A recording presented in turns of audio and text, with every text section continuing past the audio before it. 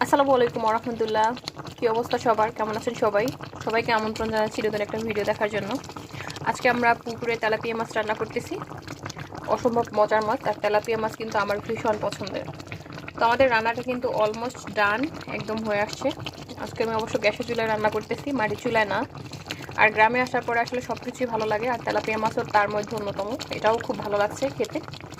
আজকে আমি তেলাপিয়া মাছটা টমেটো দিয়ে রান্না করছি, একদম ভুনা ভুনা।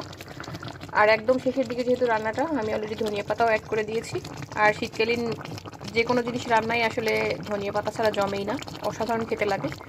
তো এই কারণে আমি কিন্তু ধনিয়া পাতাটাও অ্যাড করে দিয়েছি, যেহেতু রান্নাটা একদম শেষ পর্যায়ে। তো এই কারণে আপনাদের কার কার এরকম তেলাপিয়া মাছ ভুনা পছন্দ, সেটা কিন্তু অবশ্যই কমেন্ট সেকশনে জানাতে ভুলবেন না। তো ভিডিওটা যদি ভালো লেগে থাকে তাহলে অবশ্যই লাইক, কমেন্টস এবং শেয়ার করতে ভুলবেন না। আজকে এ পর্যন্তই, ভালো থাকবেন সবাই।